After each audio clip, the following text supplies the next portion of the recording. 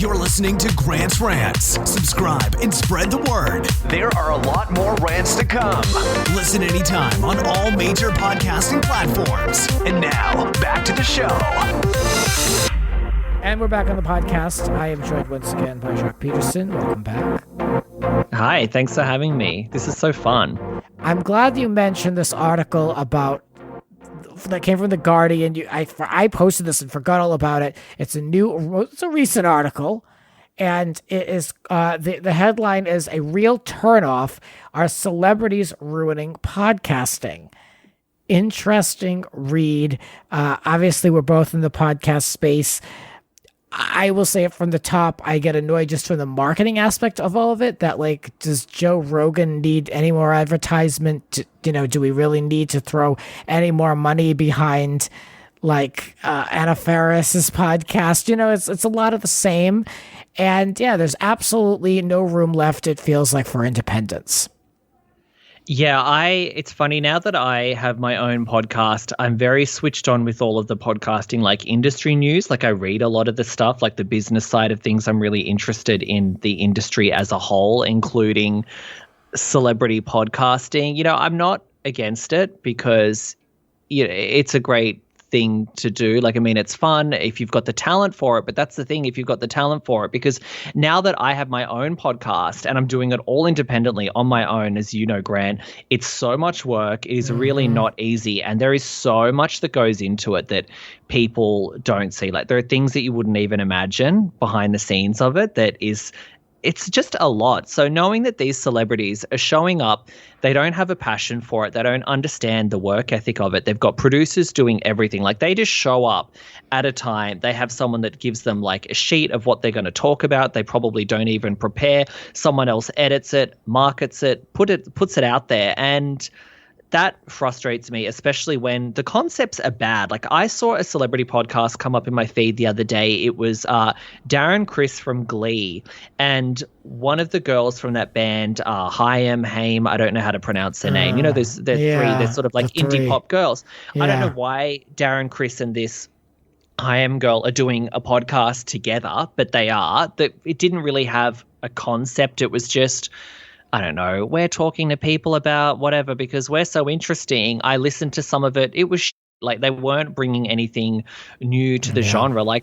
When I got into the podcast, I did my podcast maybe about 6 months ago, which is kind of late. You've had your podcast for years. You're sort of one of the OGs, but I was I'm coming in with sort of unpopular takes and different opinions that I'm not hearing in this space, which is, it's a representation of me, but I'm going to bring something different. Why would I come in if I'm doing the same thing? Whereas these celebrities, they come in and it's they're not bringing anything new to the genre. Their show is exactly the same as 100 other shows. And the only selling point is their name and their brand. It's bullshit. Yeah. The article kind of posed that question at the end and said, does anybody really think about what is the purpose? Why are we doing this? And what is the show really about? It's nice to get somebody in the driver's seat who's a name, but why are we doing this? And why should people listen? And I've been to many conferences for podcasts, and that's the first thing they'll tell you. If you're developing a show, what is your why? And that's kind of the beginning of any creative project, right? So this why, I guess, is why because a big company is going to pay me to do it, and I'll just show up and read off of a note card. That's, I guess, the why. So, yeah, not everybody, but a lot of them. Alec Baldwin does do a really good job with his podcast. He really is engaged with it, so.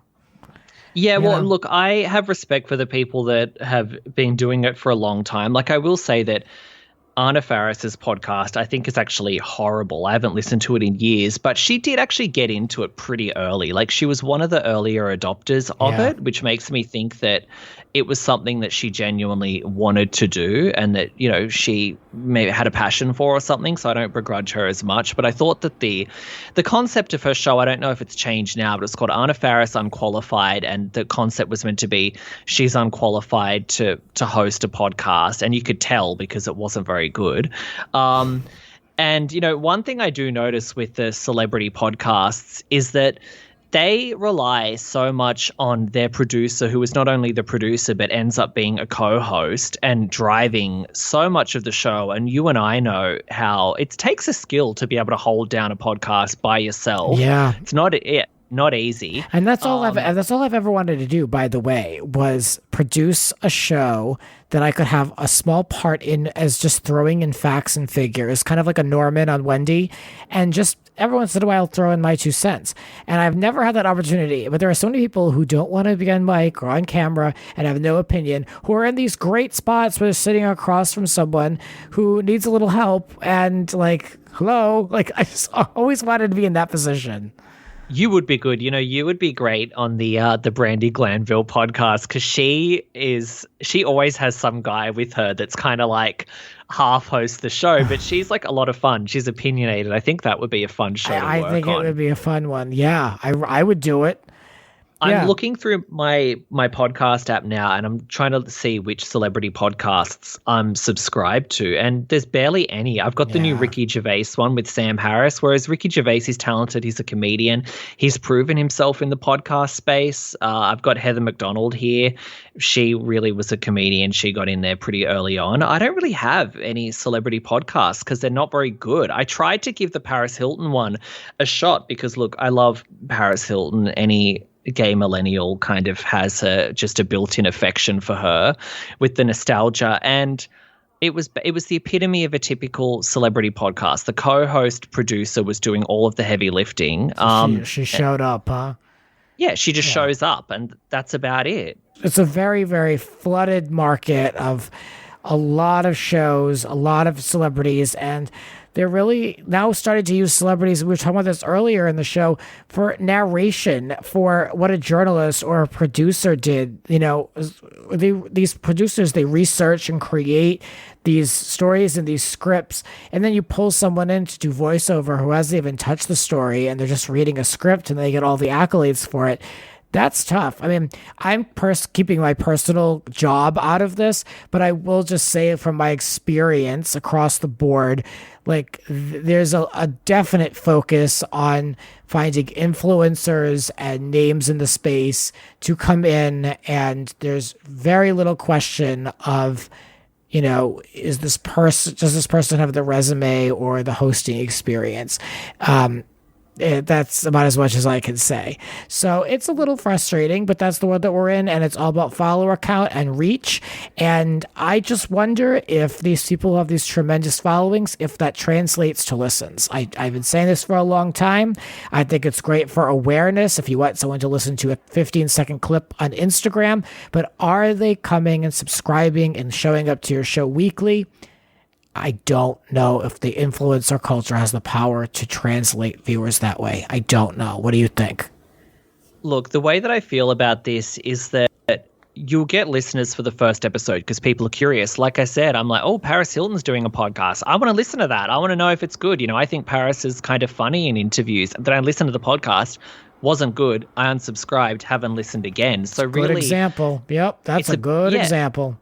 It's about the talent. Like, if you've got the skill that you're going to keep me there. And I try to be optimistic about it in that with all these celebrities getting into podcasts, yes, it's kind of oversaturation. There's a lot of crap out there now, but they're also bringing new listeners into the medium because there are people that are following them, and there's still so many people that don't get podcasts. They don't know how to listen to a podcast. They haven't jumped on board. And then if a celebrity that they really like launches one, that could get them in there, open the door, and then they can start listening to, shows like ours that are much better. What I'm more concerned about actually is the algorithms behind it all and certain apps having dominance. I'm very worried about Spotify taking over the industry because they have their algorithm. They have these kind of Spotify exclusive shows that you can't watch anywhere else. I think that's the biggest danger, in that moving forward, people are going to open up a podcast app, and the only shows that are going to be getting recommended to them in their algorithm are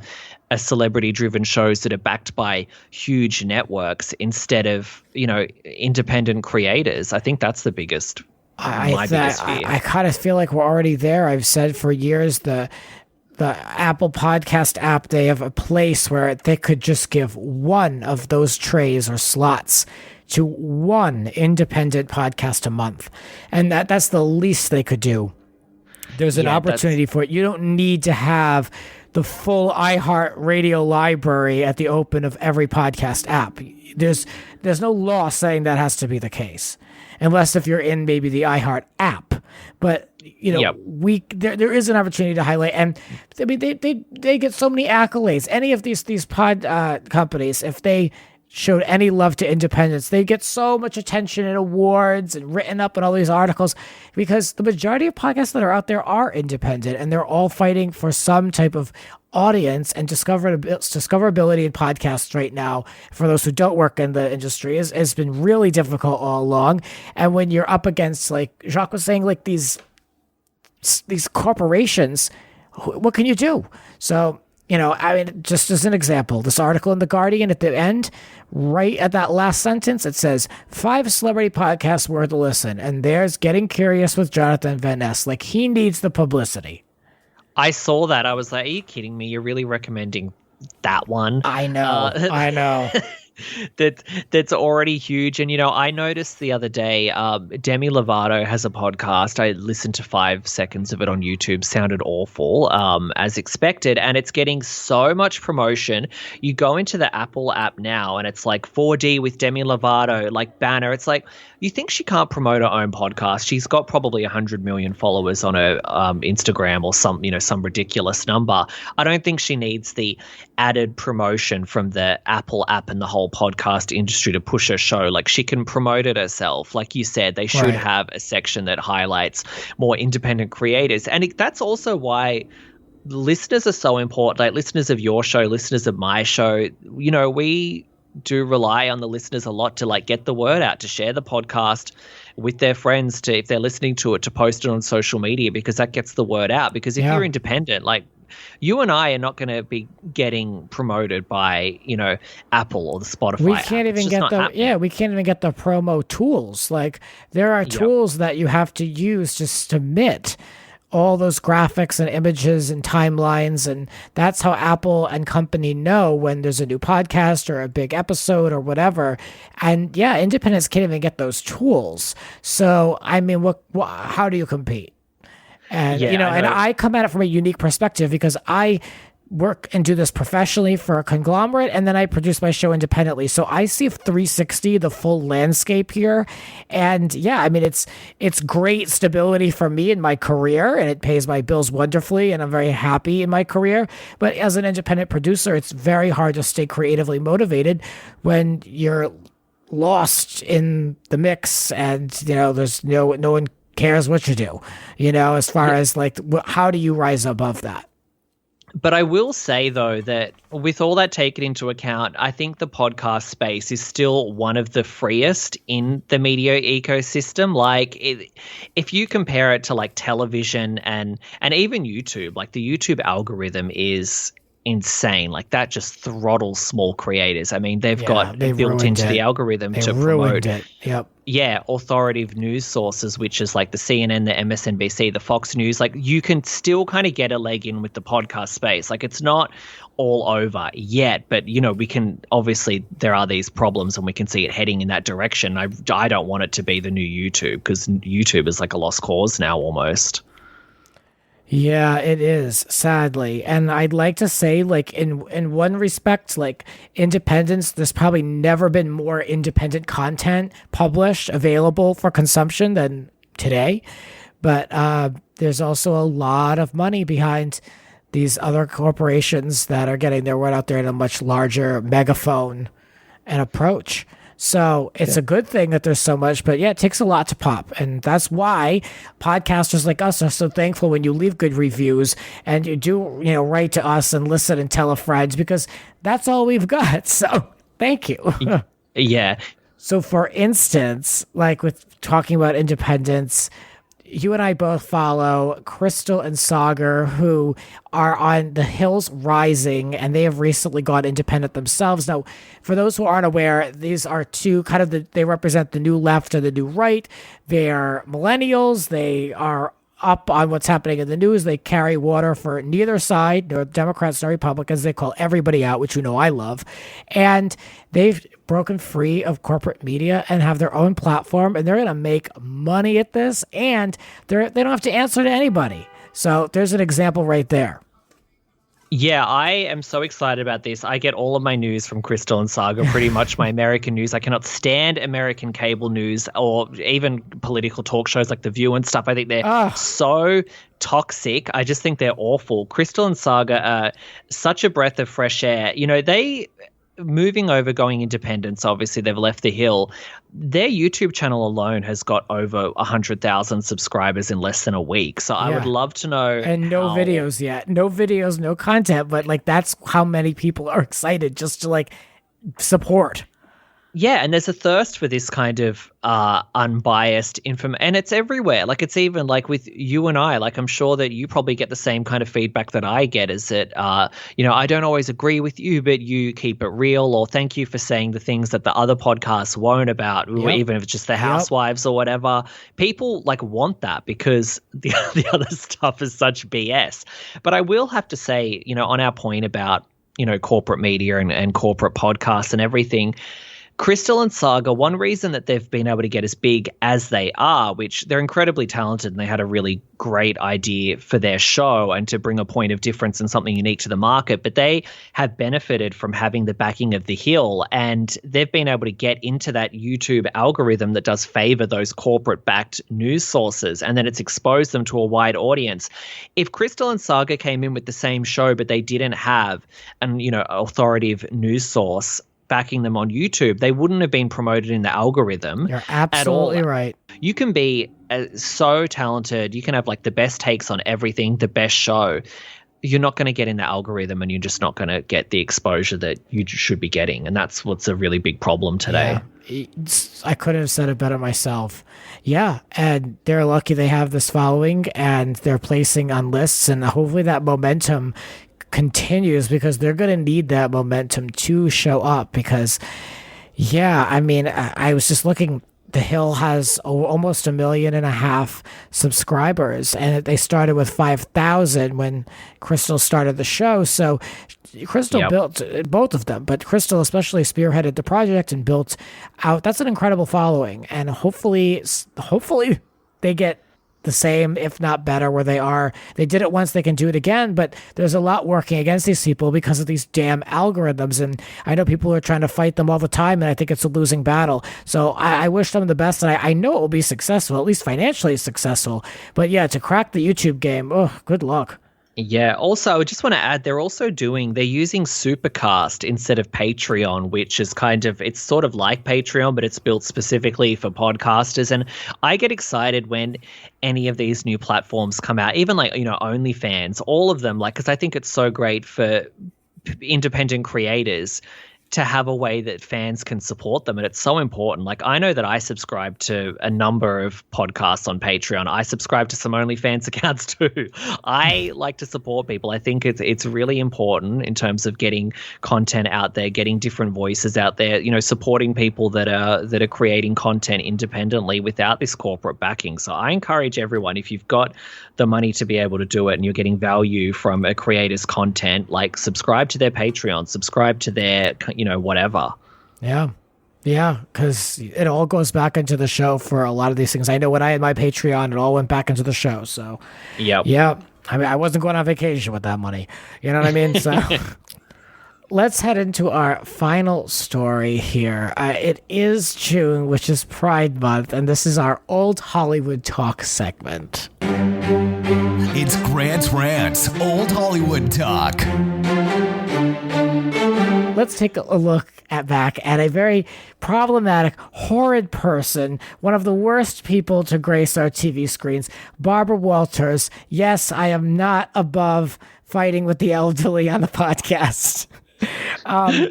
Truly one of the worst, but yet one of the most celebrated.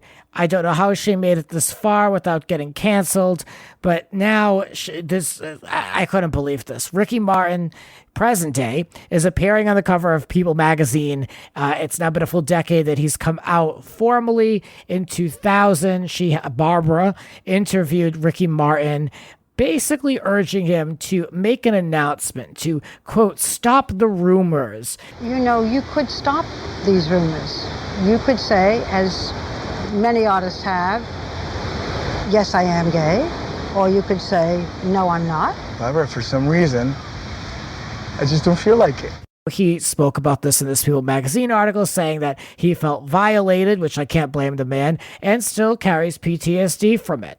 So I have posted a video on my Instagram of it was a story, so it probably won't be there at the time of this podcast.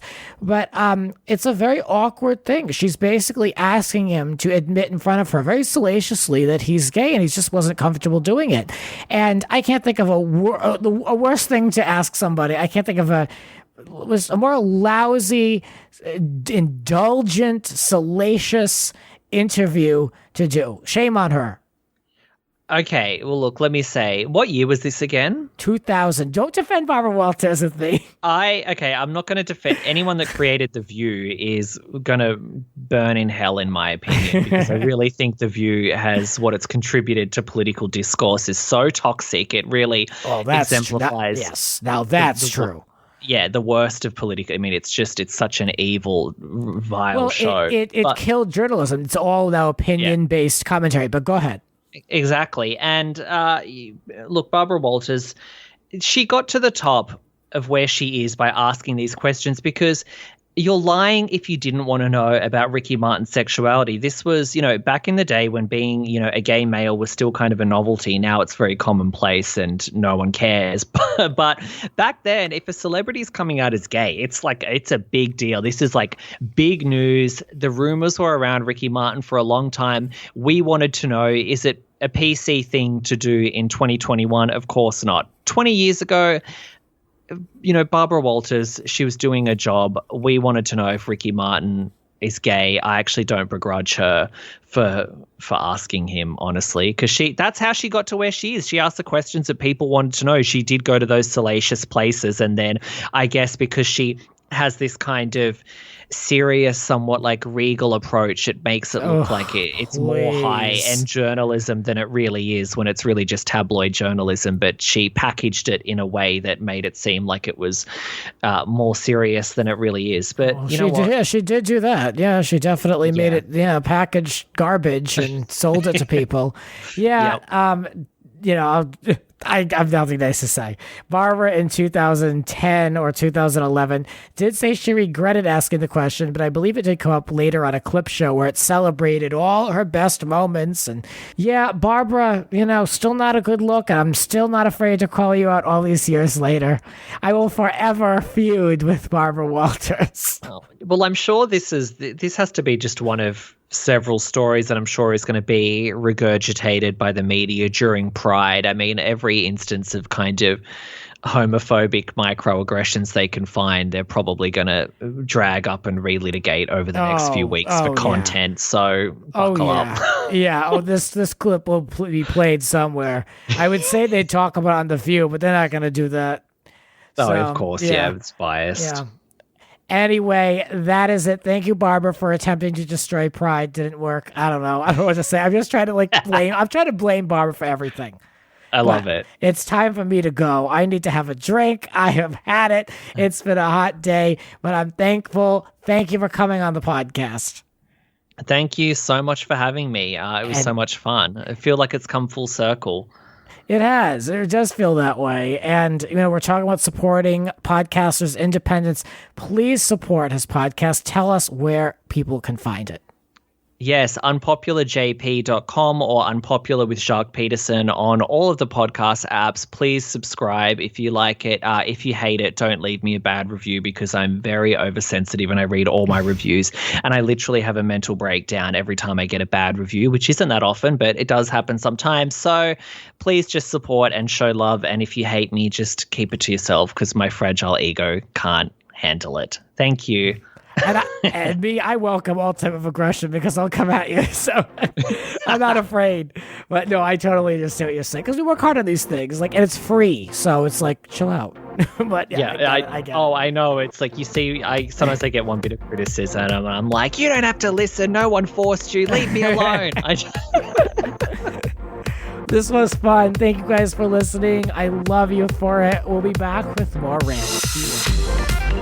This has been Grant's Rants. Follow Grant on Twitter and Instagram at It's Grant's Rants. Cover art created by RHONY. Original theme music by Alexander Arntzen. The Grant Michael Collection.